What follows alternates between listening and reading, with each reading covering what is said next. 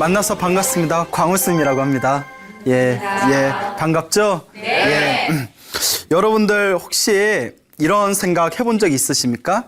이렇게 인생을 살다 보니까 뭐 어떨 때는 굉장히 일이 잘 풀릴 때가 있고, 예, 그건 기분 좋아요, 나빠요? 좋죠. 또 어떨 때는 굉장히 인생이 잘 안 풀리고 자꾸 뭔가 장애가 생기는 것 같고, 기분 더럽죠. 예, 기분 나쁩니다.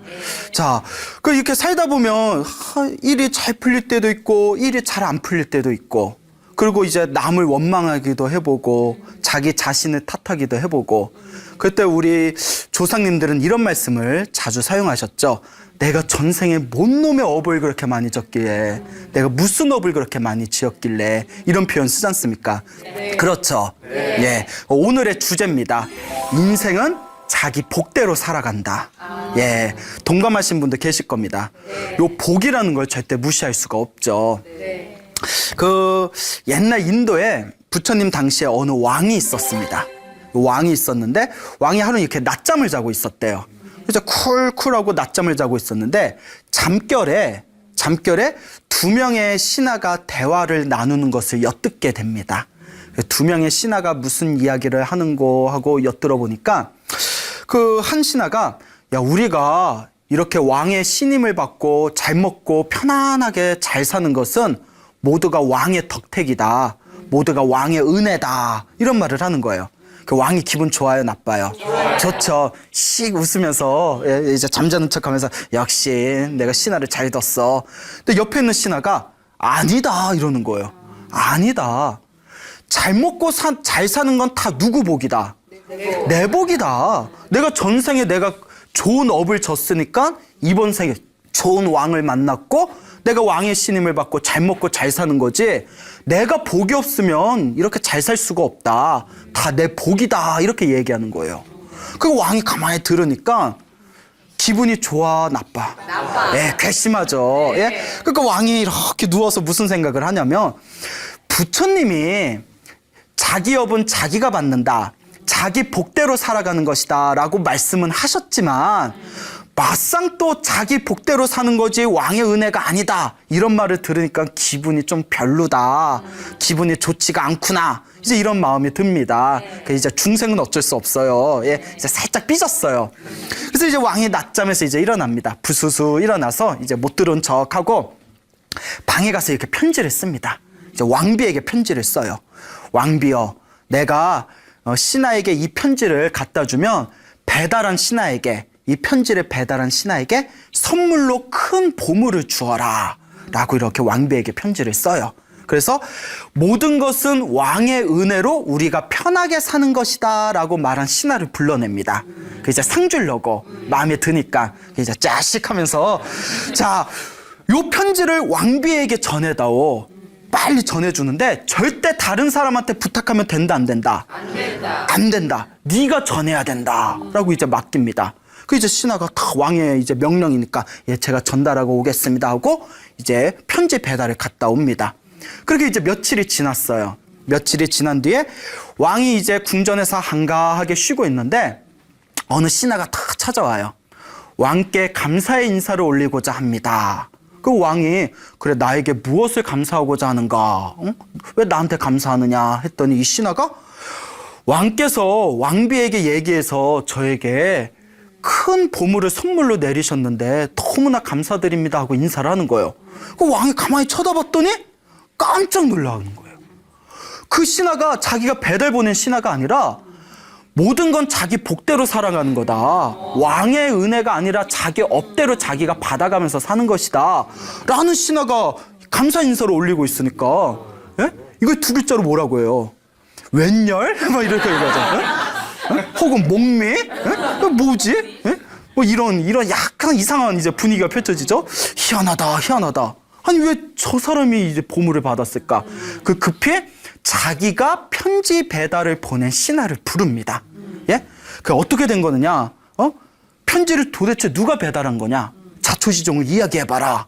그러니까 편지를 배달을 보냈던 모든 게 왕의 덕택입니다. 라고 얘기했던 그 신하가 왕 앞에서 이제 말을 하기를, 왕이시여, 그날 왕의 편지를 받고 왕비에게 편지를 배달하려고 가는 도중에 너무 급히 걷다가 계단에서 넘어져서 제가 코피가 터졌습니다. 그 온몸에 다 그 피범벅이 돼가지고 왕께서 이게 급한 정갈이라고 해서 빨리 갖다 드려야 될 것 같은데 막 얼굴 닦고 옷 갈아입고 피투성이로 왕비한테 갈 수는 없지 않습니까? 그렇죠? 그러니까 이거 다 이제 옷 갈아입고 얼굴 이제 닦고 피 닦고 가려면 시간이 너무 오래 지체될 것 같았는데 때마침 옆에 저랑 제일 친한 신하가 옆에 지나고 있길래 이 사람은 내가 믿을 만한 사람이지 해서 대신 부탁을 한 겁니다. 예. 그때 왕이 무릎을 탁 치면서 부처님 말씀이 맞구나. 자기 복대로 사는구나. 내가 저 사람에게 보물을 주려고 했는데 받는 사람은 따로 있구나. 이런 이야기를 나눕니다. 뭐라고 한고 하니 왕이 세상에서 가장 강한 힘을 왕의 권력이라고 하지만 내가 가진 왕의 힘으로도 저 업을 이길 수가 없구나. 왕의 권력으로 저 사람한테 보물을 주려고 하는데도 결국 딴 사람이 받게 되는 거. 그것도 왕조차도 어쩔 수가 없다는 거예요. 인생은 자기 복대로 산다. 특히 연배가 좀 오래되신 분일수록 제 말을 격렬하게 공감합니다. 그렇죠. 여기서 얘라고 하신 분은 이제 인생에 연륜이 있으신 분이고 인생에 연륜이 있으신 분인데도 애써 지금 저 아직 젊어요 이러면서 지금 공감을 안 하신 분도 계신 것 같아요. 근데 다들 마음으로 와닿는 게 있으시죠? 네. 인생이 그렇게 묘한 어떤 보이지 않는 운명의 선 같은 게 분명히 있는 것 같아요. 여러분 혹시 특히 여기 우리 여성 불자분들도 많이 오셨는데 여러분 공주 좋아하세요? 공주? 예, 공주 좋아하세요? 예, 여러분들 공주 같은 삶 살고 싶으시죠? 네. 예, 그 부처님 당시에 왕이 있었는데 그 왕에게 아주 아름다운 그 딸이 있었답니다. 예, 자 얼굴이 예뻐요.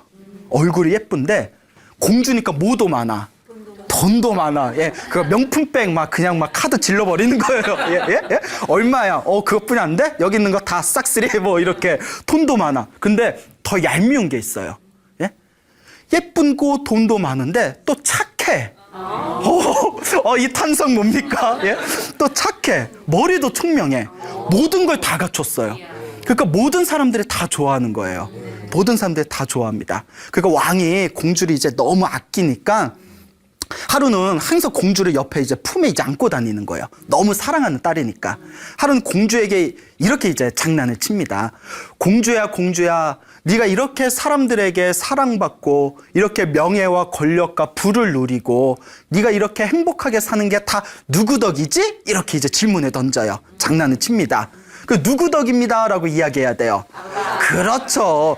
기본적으로 사회생활 안 한 사람도 이 정도 눈치는 있거든요. 예? 자, 다 아버님 덕이죠. 왕이 아니시면 제가 어떻게 이런 행복을 누리겠습니까? 근데 딸이 무엇이라고 얘기하냐면 공주가 하는 얘기가 모든 게 다 제 복입니다. 전생에 제가 선업을 많이 지어서 이번 생에 제가 받는 겁니다. 다 제 복대로 살아가는 것입니다. 라고 이야기를 하더래요. 그러니까 왕도 불자예요. 그 맞는 말이긴 하지만 기분이 좋아요, 나빠요? 나빠요. 예? 전문 용어로 삐졌어요. 예? 삐졌어요. 너무 괘씸한 거예요. 이게 다 네 복으로 이런 행복을 누리는 거냐? 예, 제 복으로 누리는 겁니다. 예? 그래? 그리고 옆에 있는 시종에게 이와 같이 이야기합니다. 당장 우리나라에서 가장 가난한 거지들 중에 젊은 놈을 데려와라. 그래서 젊은 거지를 데려와요. 네 복으로 사는 거면 이 젊은 거지하고 결혼해서 얼만큼 잘 사는지 보자 하고 거지하고 결혼시켜서 내쫓습니다. 야, 남자가 삐지면 무섭습니다.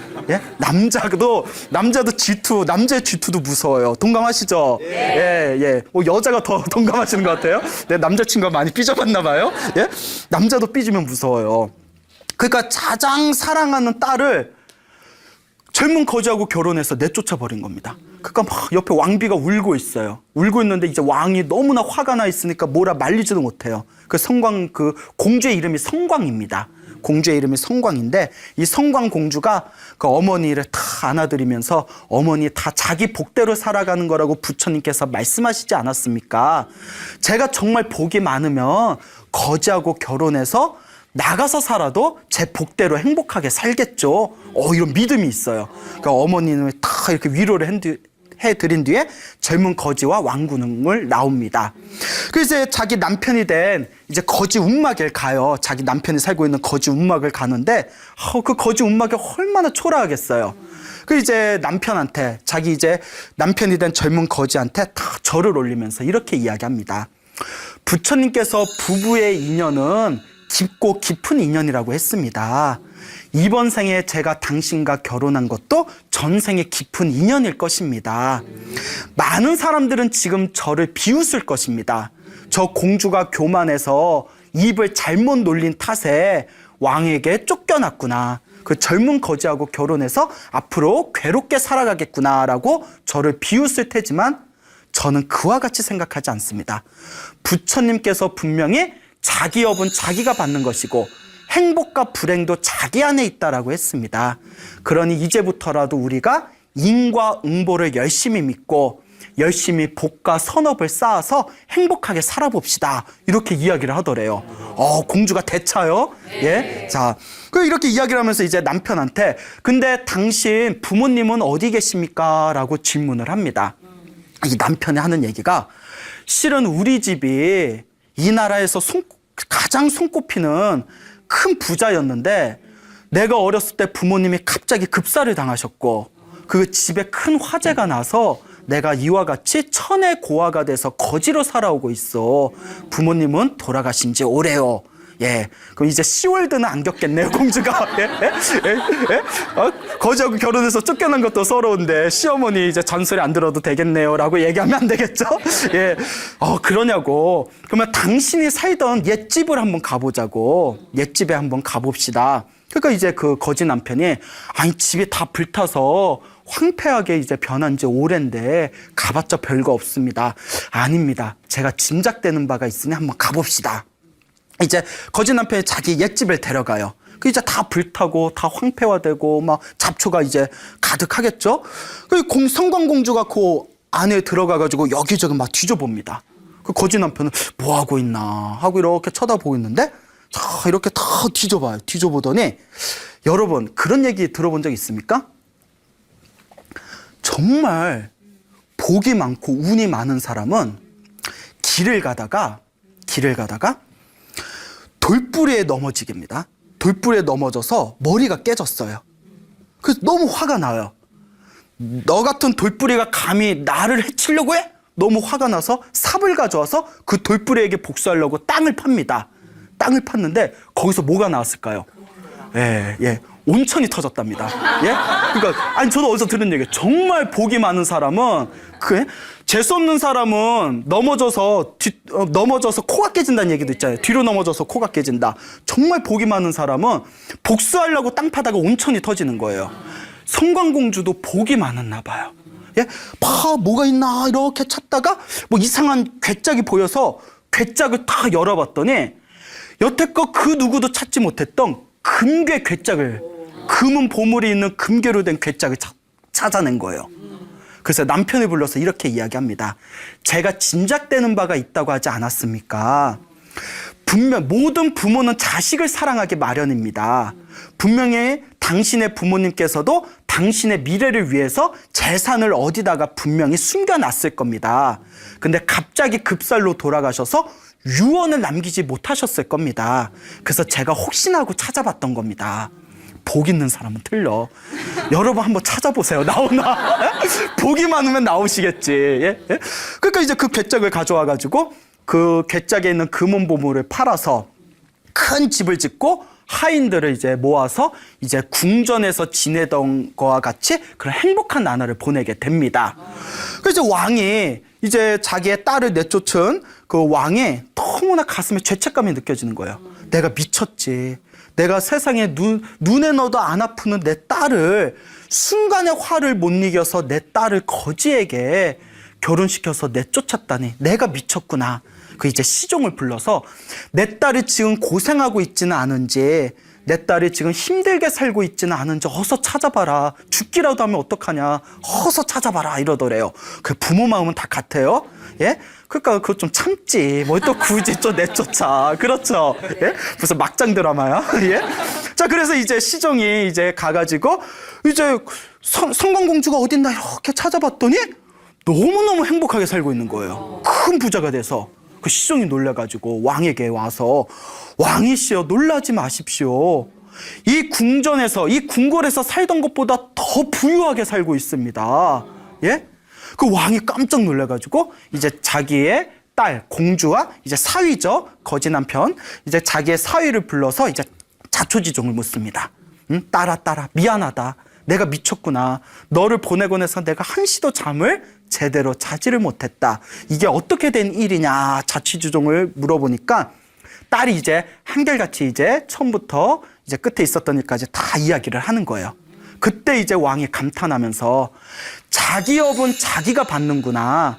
자기 복대로 살아간다라는 부처님의 살법이 조금도 틀리지 않는구나라고 이제 가슴으로 느끼면서 그 다음날 부처님을 찾아갑니다. 부처님이 계신 사원에 찾아가서 이 왕이 부처님께 이제 삼배를 올려요. 삼배를 올리고 부처님께 이제 문안 인사를 올린 뒤에 거룩하신 세존이시여 사실 제 딸에게 이런 일이 있었습니다라고 이제 하나하나 이제 설명을 합니다. 자, 그리고 이제 중요한 내용이에요. 도대체 제 딸이 전생에 어떤 인연이 있어서 이번 생에 이 공주로 태어나서 행복하게 살다가 거지와 결혼해서 쫓겨난 뒤에도 그 행복을 끝까지 누릴 수 있었던 것입니까? 도대체 어떤 인연이 있었던 것입니까? 라고 질문을 던집니다. 예. 자, 공주로 살 수 있는 방법이에요. 예. 예. 자, 부처님께서 이와 같이 말씀을 하십니다. 머나먼 전생에 석가모니 부처님 이전에, 그러니까 석가모니 부처님으로부터 7번째 전에 부처님 중에 비바시 부처님이란 분이 계셨어요. 석가모니 부처님으로부터 7번째 전에 비바시라는 부처님 시대 때 이 성광공주가 반두라는 이름을 가진 왕비였다고 합니다. 반두라는 이름을 가진 왕비. 그때도 왕비였어요. 반두라는 이름을 가진 왕비였는데 마음이 너무 착하고 불심이 깊어서 항상 가난하고 힘들고 외로운 사람들에게 보시를 하고 항상 베풀고 수행을 열심히 하는 수행자들에게 항상 공양을 올리고, 자, 우리 불교에서는 가난하고 힘들고 외로운 사람들한테 베풀거나 또 수행을 열심히 하는 수행자들에게 공양을 올렸을 때 강력한 복을 받는다고 합니다. 예, 인과응보의 법칙이죠. 그러니까 사회에서 봉사활동 많이 하시고 또 절에서 스님들께 공양 올리고 봉사 많이 하시는 분들은 이번 생에 당장 효과가 없는 것 같아도 다음 생에 다 받아간답니다. 인과응보, 자기 업은 자기가 받는 거예요. 그래서 이 반두라는 왕비가 항상 가난한 사람들한테 베풀고 수행자들한테 항상 공양 올리고, 그리고 이 비바시라는 부처님께서 이제 열반 입적을 하십니다. 이제 돌아가시면서 화장을 했는데 무수한 사리가 나왔대요. 오색사리가 나왔대요. 그래서 그 오색사리를 다 거두어서 큰 탑을 세워서 그 사리탑을 만들어서 사리를 정성스럽게 봉안을 합니다. 사리탑을 만들고 그리고 그 비바시 부처님하고 똑같이 닮은 청동불상을 만들어서 또 많은 중생들에게 불법을 펼쳤다고 합니다. 널리 불법을 베푼 그 공덕의 힘에 의해서 이번 생에도 항상 그 전에도 태어날 때마다 하늘세계에 태어나거나 인간으로 태어나도 왕족이나 귀한 집안에 태어나서 항상 행복을 누리게 되었고, 이번 생에도 그때 반두라는 왕비였을 때 지었던 강력한 선업의 힘으로 이 석가모니 부처님 시대에 공주로 태어날 수 있었던 것이다 라고 말씀을 하십니다. 그러면서 부처님께서 이야기 하나를 더 하세요. 그 거지 남편은, 이것도 중요해요. 우리 거지가 되기 싫으면 잘 배워놓으셔야 돼요. 거지 남편은 전생에 반두라는 왕비의 남편이었던 왕이었다고 합니다. 사실 왕이었는데, 자, 두둥 자체 효과음이에요. 예, 예. 이제 중요한 내용이니까 왕이었는데 자기 왕비가 자기 부인이 자꾸 가난한 사람들한테 베풀고 스님들한테 공양 올리고 항상 막 불법을 사람들한테 널리 펼치는 모습이 그렇게 꼴보기가 싫은 거예요.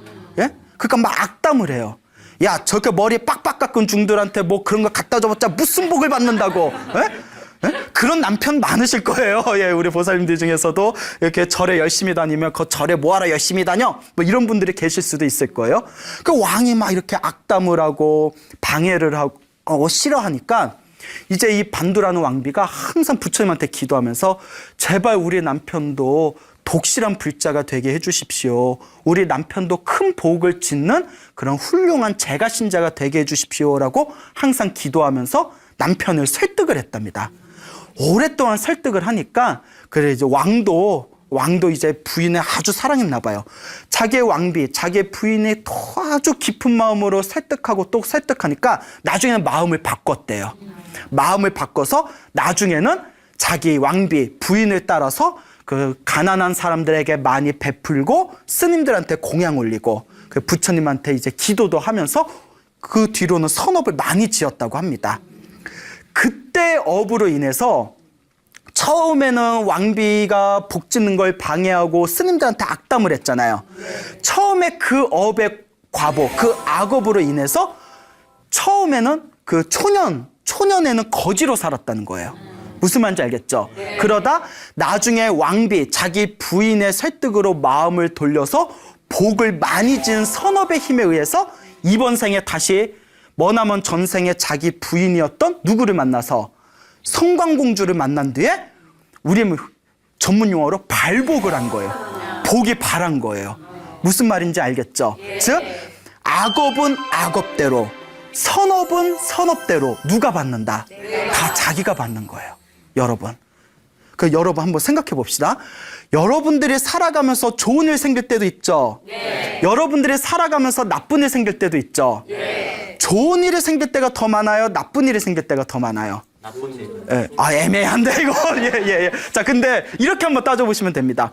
살아가면서 좋은 일이 많이 생기는 사람일수록 내 전생에 복을 많이 지은 거예요.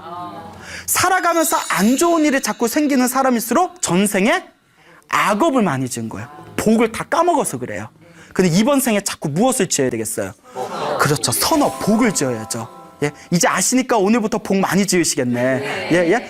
자기 운명은 자기가 바꿀 수 있습니다. 단 자기가 지은 업에 대해서 책임을 가지고 끊임없이 선업을 지어야 됩니다. 복은 하늘에서 뚝 떨어지는 게 아니에요. 자기 복은 누가 짓는다? 자기가 짓습니다. 자, 그러면 우리가 살아가면서 내가 지었던 이 업이라는 것을 우리가 어떻게 내가 새롭게 끊임없이 선업을 지어나가고 혹시 안 좋은 악업이 있으면 불행한 일을 만들고 불행한 일을 야기시키는 악업이 있다면 그걸 또 우리가 어떻게 소멸해야 되겠는가? 그걸 가르쳐 주는 게 바로 불교예요. 어떻게 해야 우리가 행복하게 살 수 있는가라는 근원적인 방법을 가르쳐 주는 게 불교적 수행관입니다. 알겠죠? 그 중국 청나라 시대 때 그 양주라는 지방이 있었어요. 양주란 지방이 있었는데 거기가 그 세계적으로 양주로 유명한 곳인가 봐요. 이름이 양주인가 보니까 미안합니다. 좀 개그가 무리수였죠. 그 양주 지방, 청나라 양주 지방 상인 중에 정백린이라는 이름을 가진 상인이 있었어요. 적백린. 근데 이 정백린이라는 상인이 있었는데 어렸을 때부터 항상 관세음보살님이 깊이 신봉했대요. 관세음보살님을 열심히 관세음보살님을 믿으면서 기도를 열심히 했던 상인이었는데 어느 날 굉장히 안 좋은 소식을 듣게 됩니다. 한여름날 그 중국의 아주 유명한 마적대들이 양주 지방을 습격한다는 소식을 듣게 돼요. 여러분 우리나라는 산적이라고 해봐야 뭐 많아야 20-30명이잖아요. 중국의 마적대 하면 수백 수천이에요. 뭐 황건적 뭐 이런 거 기억나시죠? 그 마적대가 거의 군대 수준입니다. 그 양주 집안으로 이제 마적대가 습격한다. 아마 청나라 시대 때 조금 사회적으로 조금 이제 그 불안한 그런 시대였나 봐요. 그러니까 관군들도 그 수십 명의 관군들도 이제 두려워가지고 다 창칼을 내팽개치고 도망을 가버린 상황이에요.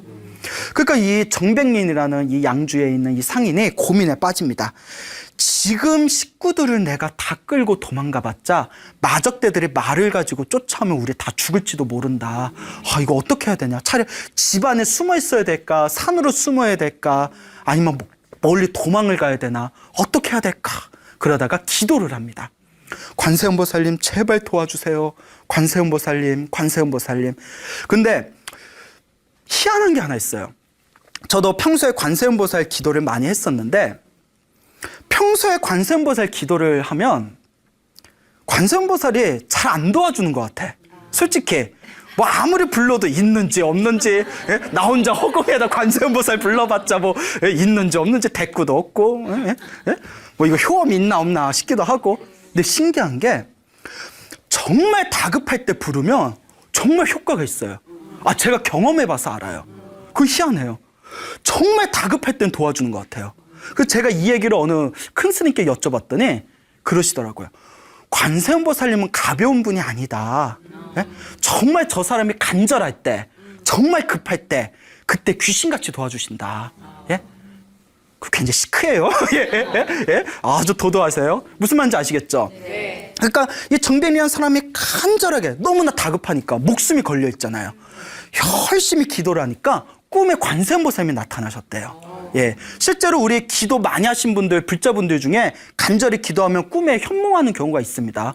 실제로 있어요. 여러분들도 다 기도해봐서 알잖아요. 네.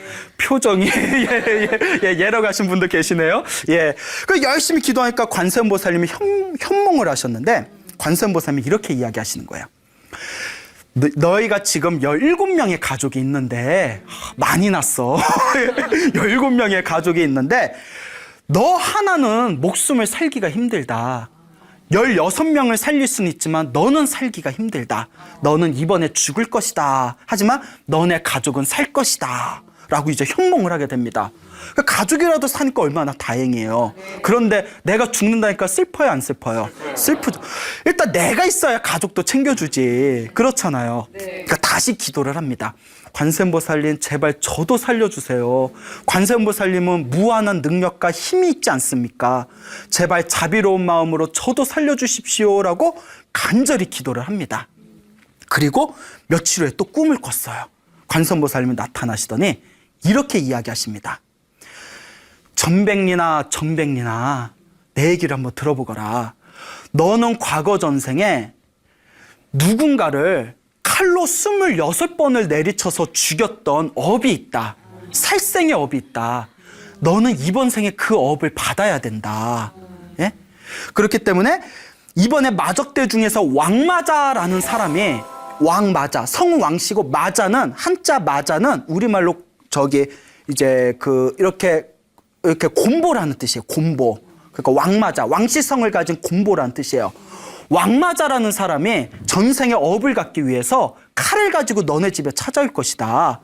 너는 그때 살 수 없을 것이다. 왜? 자기 업은 누가 받아야 되니까? 자기가 받아야 되니까.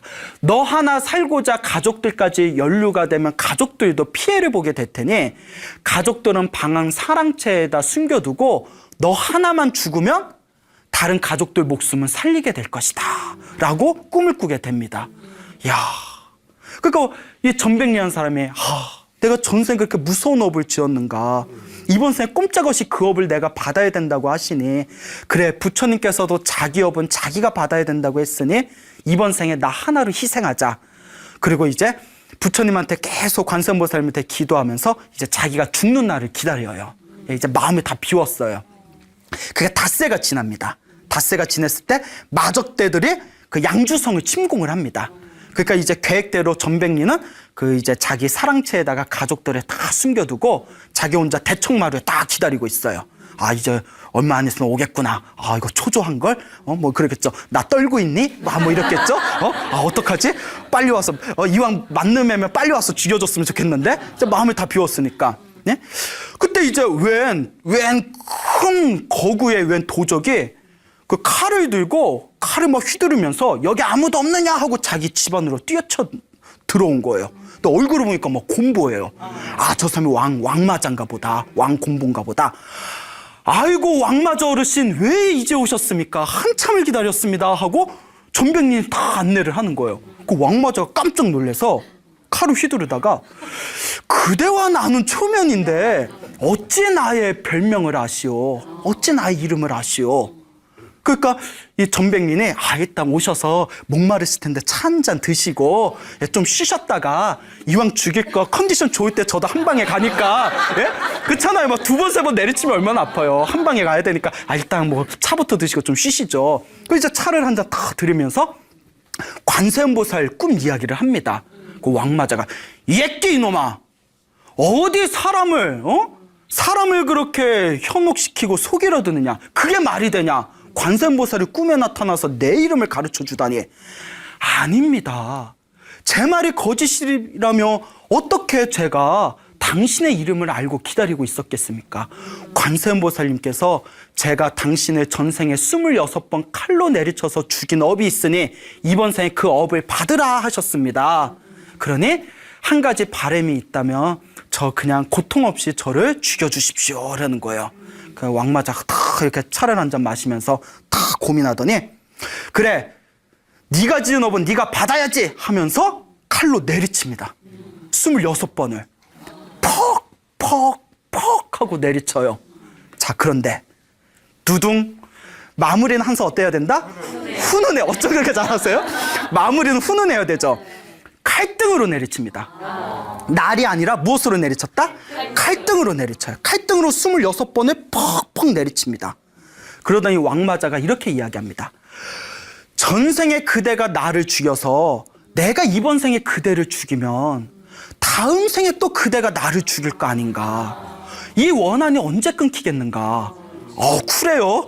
그렇죠. 호인이야. 마적대지만 여기서 우리 인연은 끝내고 다음 생에는 좋은 인연으로 만납시다 하고 남겨놓고 호련히 사라졌다고 합니다. 이게 바로 관세음보살 영업록에 나와 있는 내용입니다. 자기 운명을 바꿨어요, 못 바꿨어요? 바꿨죠. 자, 불교는 자기 업은 반드시 자기가 받을 수밖에 없다고 가르칩니다. 근데 여기에 엄청난 논리가 숨겨져 있어요. 내가 지은 업을 내가 받아야 되기 때문에 내 운명을 그냥 그대로 내버려 두고 그냥 닥치는 대로 다 받겠다. 그리고 노력도 하지 않겠다. 의지도 일으키지 않겠다. 이거는 부처님이 반대하신 겁니다. 왜냐? 내가 지금 받는 업은 언제 지은 거죠? 전생. 과거에 지은 업이죠. 그러면 미래에 또 행복한 업을 만들려면 언제 또 새로 지어야 돼요? 지금. 그렇기 때문에 내가 전생에 지었던 업도 이번 생에 내 노력 여하에 의해서 바꿀 수 있다. 운명은 바꿀 수 있다. 라는 것이 바로 불교의 업론입니다. 전생에 내가 죽을 업을 졌을까 이번 생에 나 그냥 죽어야지가 아니라 전생에 내가 죽을 업을 졌으면 이번 생에 선업을 열심히 지어서 그 죽을 나쁜 운명의 업을 내가 바꿔나가겠다라는 역동적이고 적극적인 업의 가르침이 바로 불교예요. 아시겠죠? 예전에 책을 보다가 제가 굉장히 끔찍한 내용을 봤어요. 무엇인가 하면 인도에서 그 어린 나이에 미성년자였을 때 사창가에 팔린 여자아이가 있습니다. 미성년자가 사창가에 임신매매가 돼서 팔리게 되는데 그 사창가에 팔리게 되었을 때 그 포주라고 하죠. 포주이신 아줌마가 독실한 힌두교 신자였대요. 독실한 이제 신자였는데 종교인이었는데 그 어린 여자애를 불러더니 이렇게 얘기하더래요. 이번 생에 네가 사창가에서 몸을 파는 건 네가 전생에 지은 업이니까 도망갈 생각하지 말고 네 운명에 순응해라 라고 가르치더랍니다. 이건 굉장히 잘못된 업의 가르침이에요. 알겠죠? 네가 전생에 사창가에 팔릴 업의 운명이었다면 그 불쌍한 운명의 업을 바꿔줘야 되는 책임감이 우리들에게 있는 거예요. 그게 사회 공공의 의식이에요. 알겠죠? 근데 우리나라에도 역대 왕조나 또 중국에서나 일본에서도 이 불교의 업을 자신들의 권력을 공고하게 하는데 잘못 왜곡돼서 쓴 경우가 많아요. 내가 왕이 된 건 전생에 복을 많이 줘서 왕이 된 거고 너네가 노비가 된 것은 전생에 나쁜 짓을 많이 해서 노비가 된 거니까 이번 생에 우리들을 잘 섬겨서 선업을 지어서 다음 생에 좋은 곳에 태어나라. 뭐 말이 맞는 것 같은데 뭔가 애매하죠. 예? 이건 잘못된 업이에요. 아시겠죠? 네? 이번 생에 왕이 되었던, 이번 생에 노비가 되었던 과거에 지었던 업을 어느 생에 바꿔나간다. 그렇죠. 지금 이 순간 더 좋은 쪽으로 업을 바꿔나가는 게 바로 불교의 인과응보입니다. 그니 내게 주어진 운명에 휩쓸려서 아이고 어차피 내가 전생에 지은 업대로 살겠지라면서 자포자기해서는 아니 된다라는 것을 명심하시길 바랍니다. 알겠습니까? 네. 그와 같아요. 인생은 자기 복대로 살아간다고 했습니다. 그래서 우리 불교에서는 복이 많은 사람일수록 자기가 원하는 것을 쉽게 빨리 성취한답니다. 복이 많은 사람일수록. 근데 자기가 원하는 일이 자꾸 느리게 힘들게 성취될수록 복이 없는 거예요. 아주 복이 없는 사람은 아예 그게 성취조차 안 돼요. 자, 자꾸 안 좋은 일들이 생기다 보면 사람의 뇌가, 우리 뇌가 굉장히 정교하거든요. 나는 안 돼, 안 돼. 해도 어차피 나는 안 돼라고 스스로 타성에 젖어버린답니다. 뇌가 실제로. 그거 자꾸 부정적인 생각을 일으키게 된대요. 그렇지만 정말 내가 내 운명을 바꿀 수 있다라는 믿음이 있는 사람이라면 내가 지금 안 되는 것은 아직 내가 복의 힘이 부족하기 때문이다. 그렇기 때문에 이번 생에 지금 현재 이 순간 내가 열심히 선업을 짓고 복을 지으면 앞으로 내 미래는 점점 행복해질 것이다 라는 확고한 마음을 스스로 각인하셔야 됩니다. 운명을 개척하는 게 바로 불교예요.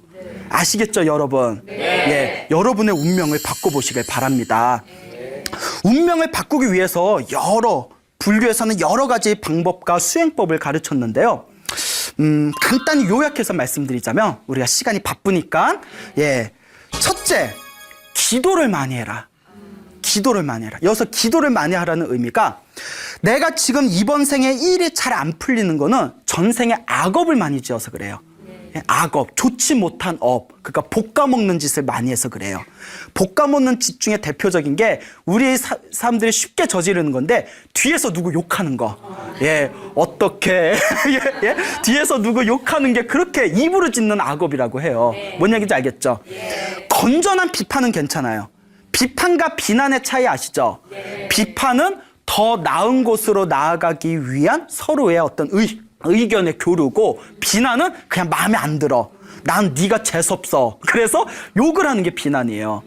그래서 전생에 지은, 이렇게 입으로 지었거나 몸으로 지었거나 내가 언행으로 지었던 안 좋은 업이 이번 생에 그대로 전달돼서 내 업은 누가 받는다고요?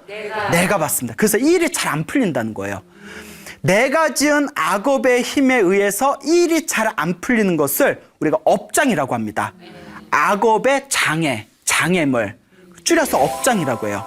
그래서 기도를 많이 하라는 것은 이 업장을 소멸하는 기도를 하라는 거예요. 업장을 소멸하는 기도를 우리가 불교에서 전문 용어로 참회 기도라고 하죠. 참회, 잘못했습니다라는 참회. 아시겠죠? 그래서 참이라는 것은 내가 잘못했다, 부끄러워하는 마음을 일으키는 거고요. 회라는 것은 다시는 짓지 않겠다라는 마음이다. 뭐 이런 식의 여러 가지 이제 설명 방법이 있습니다. 그래서 기도할 때 가장 좋은 기도 중에 하나가 이제 108참회 같은 게 되겠죠. 자, 이렇게 집에서 하셔도 돼요. 마음으로 부처님을 생각하면서 제가 과거 전생에서부터, 중요합니다, 알고 지었건 모르고 지었건 내가 지은 모든 악업을 참회하겠습니다. 잘못했습니다 하면서 한 배 한 배 절할 때 내 무의식에 저장되어진 악업의 에너지가 조금씩 사라지는 거예요. 무슨 말인지 알겠죠? 그러니까 어떤 분이 이런 말씀하세요. 스님, 저는 아무리 생각해도 잘못한 게 없는데 왜 자꾸 절하면서 잘못했습니다 그런지 난 이해가 안 된다고. 그래서 제가 그분에게 이렇게 말씀드렸어요. 나는 살아오면서 한 번도 잘못한 게 없는데라는 그 마음이 잘못한 거다. 여러분, 살아오면서 우리가 말 한마디라도 누구에게 상처를 준 적이 없을까요? 있죠. 한 번이라도 내가 아무리 양심껏 살려고 하더라도 알게 모르게 지은 자기만의 잘못이 있습니다. 그래서 불교에서 뭐라고 해요? 알고 지었건 모르고 지었건 내가 지은 모든 업을 참회합니다. 잘못했습니다. 그리고 불교에서는 한 걸음 나아가 이렇게 가르칩니다. 깨달음을 얻은 성자도 참회 기도를 한대요. 깨달음을 얻은 분도. 아니, 깨달음을 얻은 분이 무슨 잘못이 있어서 참회 기도를 할까요? 중생들의 잘못을 참회한대요. 중생들이 지은 죄업을 제가 대신 참회합니다. 우리 중생들을 행복하게 해주십시오. 야, 이게 바로 불교입니다. 내가 지은 업뿐만이 아니라 다른 중생이 지은 업까지도 참회하는 거, 다른 중생들의 잘못까지도 소멸시켜주는 거. 그러니까 여러분 하루에 108배씩 한번 해보시고 건강에도 좋아요. 예, 피부도 잘 받는데요. 108배 열심히 하면. 자, 그리고 108배가 이제 점점 몸에 힘이 붙으면 뭐 1000배를 할 수도 있고 뭐 3000배도 할 수가 있고. 예, 스님 저는 무릎이 아파서 절하면 무릎의 통증 때문에 절하기가 힘듭니다 라는 분들도 계시잖아요. 그런 분은 그러면 연부를 많이 하시면 됩니다. 아까도 관세음보살님 이야기 드렸죠. 항상 눈 뜨고 저녁에 잠들 때까지 항상 이렇게 관세음보살님을 부르면 당장 효과가 없는 것 같아도 항상 은은하게 도와주신대요. 예, 그래서 기도를 많이 해서 밀교 경전이나 중국의 큰 스님 법문 혹은 티베트 큰 스님 법문에 나오는 내용들인데 한결같은 그 법문의 내용 중에 하나가 기도를 많이 해서 꿈에 부처님을 보거나 보살님들을 보거나 불보살님을 보거나 경전을 보거나 몸에서 더러운 게 빠져나온다거나 뭐 대소변을 시원하게 싼다거나 몸에서 뭐 고름 같은 게 빠져나간다거나 뭐 벌레 같은 게 빠져나간다거나 이러면 내가 지은 나쁜 업의 에너지가 소멸되고 있는 증거래요. 예, 예, 대단하죠. 제 아시는 스님이 위장병이 너무 심해서 병원에 가도 낫질 않더래요. 그래서 이 스님께서 내가 전생에 지은 업이 많아서 이렇게 위장이 아픈가 보다 하고는 그 기도를 열심히 했대요. 기도를 열심히 하다가 제발 제 몸이 건강하게 해주십시오. 몸이 건강해야 수행도 할 수 있지 않습니까? 제가 지은 업을 참회합니다. 몸이 건강하게 해주십시오. 기도를 열심히 했는데 그렇게 열심히 기도하다가 꿈에서 토를 하는 꿈을 꿨대요. 그냥 막 꾸역꾸역 토를 하는데 쏟아도 계속 나오더래요. 쏟아놨는데 그 토 나오는 게 온갖 더러운 게 내 속에 이런 게 있었나 하고 온갖 더러운 게 계속 쏟아지더래요. 토를 다 하고 나서 뱃속이 시원함을 느끼면서 잠에서 깼는데 대박! 병이 나았대요. 위장병이 완전히 나았대요. 예. 그 저도 막 20대 때 자꾸 막 여드름이 나서 여드름 좀 없애주세요 했는데 아, 그런 건 안 도와주시네. 야, 여하튼, 예? 막 웃어요? 예. 자, 그래요. 여하튼, 무슨 말인지 알겠죠? 네. 기도를 많이 하셔라. 두 번째, 복을 많이 지어라. 복을 많이 지어라. 남을 위해서 봉사하고, 가난하고, 힘들고, 괴로운 사람들한테 베풀고, 절에 가서, 뭐, 절에서 봉사하고, 이런 복 짓는 거 하나하나가 여러분들의 선업을 차곡차곡 키우는 길입니다. 아시겠죠? 네. 세 번째, 제일 중요한 게 있습니다. 많은 분들이 여기서 이제 자지러지는데요. 기도도 많이 하고 복도 많이 졌는데 딱 일상생활로 돌아가면 복 까먹는 짓을 자꾸 해요. 자꾸 누구 욕하고 누구 시기하고. 어느 심리학자가 이런 말을 하더라고요. 일이 잘 안 풀리는 사람들의 심리적 특징 중에 하나가 질투심이 강하대요. 질투심이 강하대요. 부러운 거는 상관이 없는데 부러운 거는 좋겠다라는 마음이고 질투심은 너 얼마나 잘 되나 보자 라는 마음이에요. 부러움과 질투심의 차이 알겠죠? 네. 부러운 건 괜찮아요. 부러움은 오히려 나도 저렇게 살아야지 라는 욕구를 일으킬 수 있어요. 질투는 내 자신에게도 좋지 못합니다. 그래서 불교에서 악업을 일으키는 강한 감정 중에 하나가 질투심이랍니다. 네. 그 질투심을 놓아버리세요. 질투심이 일어날 때 이렇게 생각하세요. 쟤는 전생에 복을 많이 지어서 저렇게 사는구나. 그러니 나도 이번 생에 무엇을 많이 지어야겠다. 복을 많이 지어야 되겠다. 여러분, 운명은 바꿀 수 있습니다. 단 시간이 오래 걸릴 수도 있어요. 그러니 오랜 호흡을 가지고 꾸준히 닦으셔야 됩니다. 기도를 많이 하시고 복을 많이 쌓으시고 복 까먹는 짓을 하지 마세요. 기도 많이 하시고 복 지으면서 꾸준하게 여러분들이 선업을 지으시면 우리 옛날부터 큰 스님들 말씀에 3년 정도 지나면 복이 많은 사람은 빨리 얻어요.